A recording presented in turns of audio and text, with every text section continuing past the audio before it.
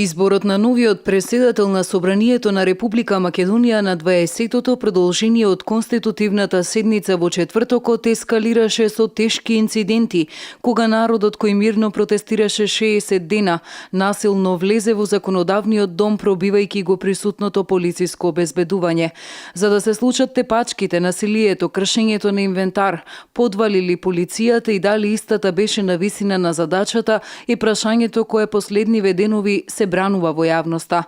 Непосредно по случувањата, министерот Нухију на пресконференција за продорот и немирите на разгневените граѓани од начинот на кој што беше избран Талат Џафери, се обиде вината да ја префрли токму врз Митко Чавков, дека наводно не бил достапен и не ангажирал доволен број полициски службеници да го спречат тоа, иако самиот во изјавата наведе дека имал сознанија за 3 можни сценарија налик на оној од црниот четврток. Оперативниот штаб имаше подготвено планови за 3 предпоставени ситуации.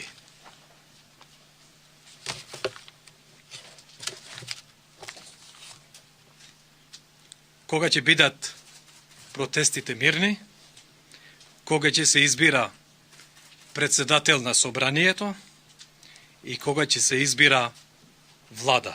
Токму по оваа изјава, со право, директорот на Бирото за јавна безбедност при гостување во вестите во Сител изрази сомнеж дека министерот имал информација за вакво сценарио во Собранието на Република Македонија и тоа веднаш по завршувањето на седницата, во време кога секојдневните протести се одржуваат. После завршувањето на седницата, никој не можевме да претпоставиме или да процениме дека после завршувањето на седницата ќе има еден таков развој на настаните.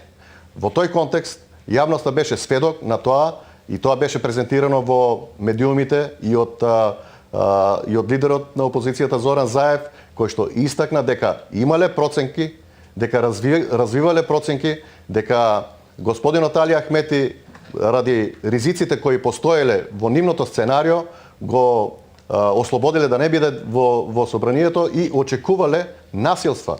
Зошто? Кога тоа го очекувале, не ја пренели информацијата во Министерството за внатрешни работи.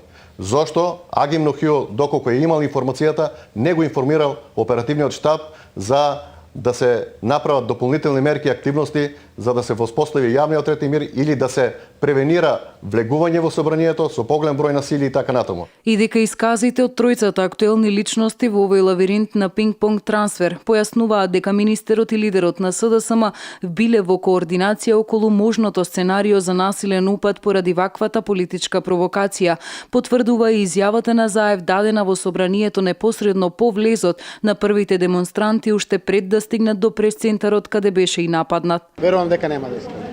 Јас сум убеден дека нема да ескалира. Министерството за внатрешни работи не информираше преку министерот и презимаат сите процедурални дејства согласно законот. Тие се должни да ги заштитат граѓаните, да ве заштитат вас новинарите, репортерите кои што се овде, секако и нас пратениците.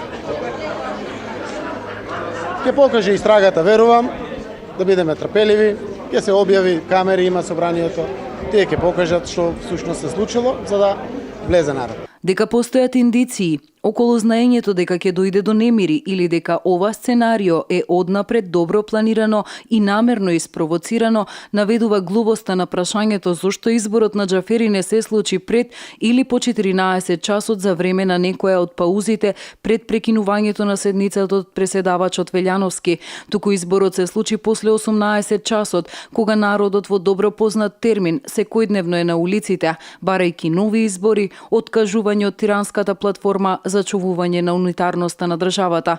Се надеваше ли некој на гневот на народот за да се прикаже како жртвено јагне или со додавање на масло во огнот издействуваа да бидат жртви во очите на Европа?